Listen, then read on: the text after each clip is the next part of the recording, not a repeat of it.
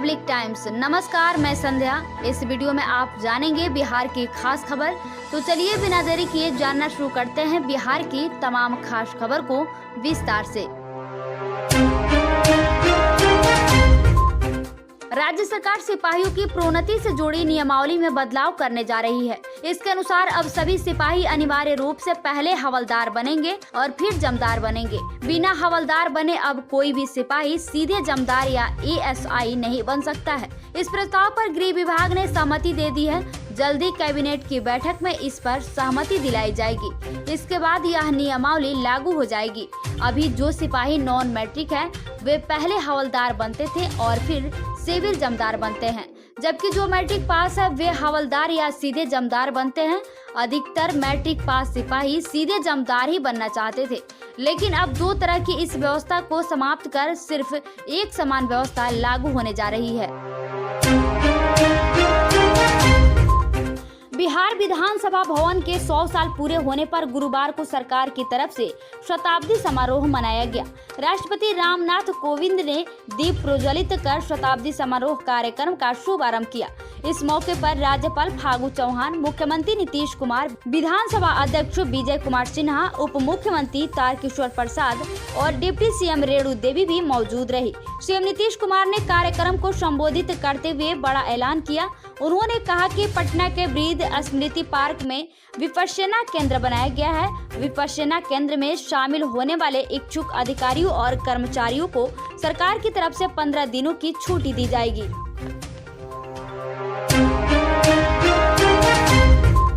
हिंदुस्तानी अवाम मोर्चा के राष्ट्रीय अध्यक्ष एवं पूर्व मुख्यमंत्री जीतनराम मांझी ने आरोप लगाया है कि देश के 5 सांसद फर्जी जाति प्रमाण पत्र बनाकर अपने क्षेत्र से सांसद बने हुए हैं। लोकसभा, विधानसभा, जिला परिषद, पंचायत समितियों व निकाय के अन्य चुनावों में फर्जी जाति प्रमाण पत्र के आधार पर निर्वाचित सदस्यों की सदस्यता रद्द कराने के लिए राष्ट्रीय स्तर पर आयोग के गठन किया जाए। जीतनराम मांझी ने सभी की सदस्यता रद्द कर सभी के खिलाफ एफआईआर दर्ज कराकर कार्रवाई कराने की भी मांग की है। वे बुधवार को नई दिल्ली के कॉन्स्टिट्यूशन क्लब में पार्टी के राष्ट्रीय कार्यकारिणी की बैठक के बाद मीडिया को संबोधित कर रहे थे। सहरसा में एक पति ने गुस्से में आकर अपनी पत्नी और 3 बच्चों पर तेजाब डाल दिया और फरार हो गया। महिला और 3 बच्चे बुरी तरह से झुलस गए हैं। सभी का सदर अस्पताल में इलाज चल रहा है। कुछ की हालात गंभीर बताई जा रही है। घटना सहरसा के सदर थाना क्षेत्र के बटराहा वार्ड संख्या 27 की है। फिलहाल पुलिस पति की तलाश कर रही है। जानकारी के अनुसार बुधवार की रात पति पत्नी के बीच किसी बात को लेकर विवाद हुआ। इस दौरान गुस्से में आकर पति रवि पोद्दार ने पत्नी ममता देवी और 3 बच्चों पर एसिड फेंककर मौके से फरार हो गया। बिहार पंचायत चुनाव के दौरान ड्यूटी पर तैनात एक चुनाव कर्मी सह शिक्षक की मौत के बाद बवाल मचा हुआ है। मामला बिहटा से जुड़ा हुआ है, जहां 22 प्रखंडों के अंदर चौथे चरण में मतदान संपन्न हुआ। ड्यूटी पर तैनात शिक्षक की मौत का कारण हार्ट अटैक बताया जा रहा है। वहीं परिजनों और साथी शिक्षकों ने सड़क पर शव रखकर बवाल किया है। बिहटा प्रखंड के 22 पंचायतों में बुधवार को वोट डाले गए। इस दौरान एक चुनाव कर्मी सह शिक्षक की हार्ट अटैक से मौत हो गई, जिसके बाद हड़कंप मच गया। मृतक शिक्षक की पहचान थाना क्षेत्र के धोगड़ा छिलका निवासी मुंद्रिका प्रसाद के 40 वर्षीय पुत्र सुदर्शन प्रसाद के रूप में हुई है। बिहार विधानसभा भवन के शताब्दी समारोह के अवसर पर राष्ट्रपति रामनाथ कोविंद ने कहा कि बिहार हमेशा इतिहास रचा है, आज फिर एक इतिहास रच गया है। 100 वर्ष की विधानसभा का आज हम उत्सव मना रहे हैं। साथ ही आज देश ने भी एक इतिहास रचा, 100 करोड़ वैक्सीनेशन का। यह अहम दिन है। रत्नागर्भा धरती और यहाँ के स्नेही लोगों के चलते बिहार आने पर सुखद अनुभूति होती है। राज्यपाल रहने के दौरान काफी स्नेह और सम्मान मिला। राष्ट्रपति के रूप में भी बिहार आने पर उसी तरह के प्रेम और सम्मान का एहसास होता है। इसके लिए सीएम नीतीश जी के प्रति आभार प्रकट करता हूँ। शताब्दी वर्ष का यह समारोह लोकतंत्र का उत्सव है। शताब्दी स्तंभ का शिलान्यास पर प्रसन्नता हुई। उन्होंने कहा कि महापर्व छठ आज ग्लोबल फेस्टिवल बन चुका है। स्तरीय पंचायत चुनाव के चौथे चरण के रफीगंज प्रखंड का मतगणना आज शुक्रवार 22 अक्टूबर को सच्चिदानंद सिन्हा महाविद्यालय में होगी। मतगणना का कार्य सुबह 8 बजे शुरू होगा। मतदाताओं ने नए प्रत्याशी को समर्थन दिया है या पुराने चेहरे पर ही मुहर लगाई है, इसका फैसला होने वाला है। मतगणना को लेकर प्रशासन ने सभी तैयारियां पूर्ण कर ली है। चौथे चरण के रफीगंज प्रखंड के 23 पंचायतों के सभी प्रत्याशियों को वोटों की गिनती शेड्यूल में बनाए गए मतगणना केंद्र सच्चिदानंद सिन्हा महाविद्यालय स्थित मतगणना कक्ष में की जाएगी। सुरक्षा की दृष्टि से भी सभी इंतजाम पुख्ता कर लिए गए हैं। उप निर्वाचन पदाधिकारी जावेद इकबाल बताया कि मतगणना शुरू होते ही 40 मिनट के अंदर मुखिया का परिणाम सामने आने लगेगा। जिला परिषद का परिणाम आने में करीब 4 घंटे लगेंगे। पंचायत समिति का परिणाम 1 घंटे में जारी हो सकेगा। कुल 85 टेबल पर मतगणना का कार्य होगा। जिला परिषद मुखिया, पंचायत समिति सदस्य व वार्ड सदस्य के लिए 15-15 टेबल और पंच व सरपंच के लिए 24 टेबल पर मतगणना होगी।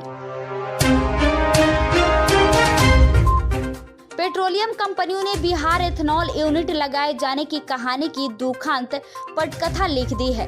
कुछ माह पहले जब पेट्रोलियम कंपनी ने अलग अलग राज्यों से एथेनॉल क्रय किए जाने को लेकर एक्सप्रेशन ऑफ इंटरेस्ट आमंत्रित किया था, तब बिहार से 187.21 करोड़ लीटर वार्षिक एथेनॉल आपूर्ति का प्रस्ताव यहां की 29 कंपनियों ने दिया था। पूरे देश में बिहार इस हिसाब से सबसे ऊपर था, जिसने इतनी बड़ी मात्रा में एथेनॉल आपूर्ति का आवेदन दिए थे। अब जब EOI के परिणाम जारी हुए हैं तो स्थिति यह है कि बिहार को मात्र 18.48 करोड़ लीटर का कोटा आवंटित हुआ है। यह बिहार की तेल कंपनियों की कुल जरूरत 18.50 करोड़ लीटर से भी 2 लाख लीटर कम है। बिहार के सारण में अपराधियों ने एक बार फिर से पुलिस को चुनौती दी है। जिले में बदमाशों ने दिन दहाड़े लूट की वारदात को अंजाम दिया है। जलालपुर थाना क्षेत्र के किशुनपुरा धरना बाजार स्थित SBI के ग्राहक सेवा केंद्र में गुरुवार को दिन दहाड़े चेहरे पर मास्क लगाए पिस्तौल के साथ घुसे 5 बदमाशों ने संचालक एवं उसके स्टाफ सहित वहां मौजूद 2 ग्राहकों को आतंकित कर 4,40,000 रुपये लूट लिया।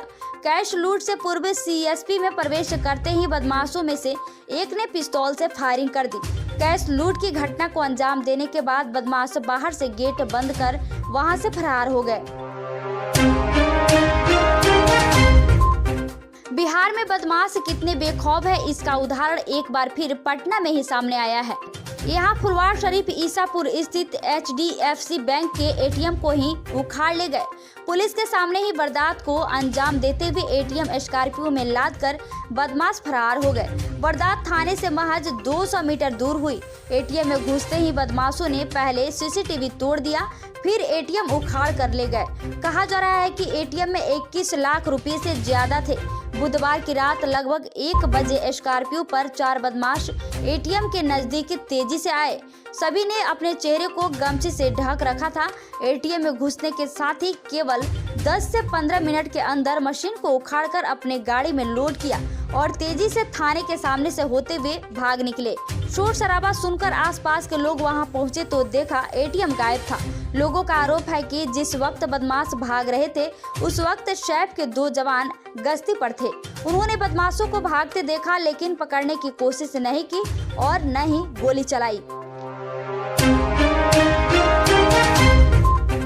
बारिश के कारण नदियों में आई बाढ़ लोगों के लिए जानलेवा बन गई है। गुरुवार को गोपालगंज और दरभंगा में 2 नावें पानी में समा गई। गोपालगंज में 3 लोगों के साथ नाव गंडक नदी में समा गई। हादसा कैमरे में भी कैद हो गया है। किसी तरह तीनों ने तैरकर मुश्किल से जान बचाई। हादसा डुमरिया पुल के पास हुआ। वहीं दरभंगा में नाव पलटने से 12 लोग डूब गए। 10 लोग को बचा लिया गया, जबकि 2 लोग लापता है। दोनों की तलाश हो रही है। बिहार में एक बार फिर बाढ़ ने कहर शुरू कर दिया है। कई जिलों में बाढ़ के कारण लोगों को परेशानियों का सामना करना पड़ रहा है। सबसे ज्यादा किशनगंज और बेगूसराय में हालात गंभीर है। यहाँ जल प्रलय जैसी स्थिति दिखाई दे रही है। लोगों के घरों में पानी घुस गया है। कई सड़कें भी पानी में डूब गए हैं। बेगूसराय के गढ़पुरा में बारिश रुकने के बाद प्रखंड क्षेत्र में कितनी तबाही मची है, उसका नजारा अब देखने को मिल रहा है। हालात सुधरने के बदले और बिगड़ते ही जा रहे हैं। जहां पानी कभी नहीं पहुंचा, उन जगहों पर भी पानी ही पानी दिखाई पड़ रहा है। बुजुर्ग बताते हैं कि इतनी अधिक बारिश कभी नहीं देखी। प्रखंड क्षेत्र होकर गुजरने वाली छोटी बागमती नदी में उफान आ जाने के बाद अब एक अगल बगल के क्षेत्र में भी फैलना शुरू कर दिया है। सब ठीक रहा तो प्रदेश के किसानों को उत्तम गुणवत्ता के गन्ने की कीमत 350 रुपये क्विंटल की दर से मिल सकती है। अभी फिलहाल 315 रुपये प्रति क्विंटल की दर से किसानों को चीनी मिल भुगतान कर रहे हैं। इसी तरह सामान्य गन्ने की कीमत 340 रुपये प्रति क्विंटल तक हो सकती है। राज्य में पिछली बार यह कीमत 295 रुपये तय की गई थी। चीनी मिलों के गेट पर और बाहरी केंद्रों पर गन्ने खरीदने में भी भुगतान का अंतर होगा। उत्तर प्रदेश सरकार की ओर से हाल में बढ़ाई गई इन नई दरों की तर्ज पर ही बिहार सरकार भी गन्ना का मूल्य निर्धारित करने की तैयारी कर रही है। बिहार से लेकर उत्तराखंड समेत देश के कई हिस्सों में अभी बारिश का मौसम है। मौसम विभाग ने जम्मू कश्मीर और लद्दाख में 22 अक्टूबर से 24 अक्टूबर तक फिर से बारिश और वर्षाबारी होने का अनुमान व्यक्त किया है। हालांकि भारत मौसम विज्ञान विभाग IMD ने बुधवार को कहा कि देश भर से दक्षिण पश्चिम मानसून 26 अक्टूबर तक विदा हो जाएगा। इससे उत्तर पूर्वी मानसून के आने का रास्ता प्रशस्त हो जाएगा। केंद्रीय माध्यमिक शिक्षा बोर्ड CBSE ने 10वीं और 12वीं के 2022 के बोर्ड परीक्षार्थियों को परीक्षा केंद्र बदलने का विकल्प दिया है। अगर कोई परीक्षार्थी अपने मूल स्कूल वाले शहर में नहीं है तो ऐसे में वह उस शहर से टर्म 1 की परीक्षा में शामिल हो सकता है जहां वर्तमान में वह रह रहा है। बोर्ड परीक्षा को किसी तरह की दिक्कत न हो, इसके लिए CBSE ने परीक्षा केंद्र बदलने का विकल्प दिया है। तो ये थी बिहार की खास खबर। वीडियो के अंत तक बने रहने के लिए आपको बहुत बहुत धन्यवाद।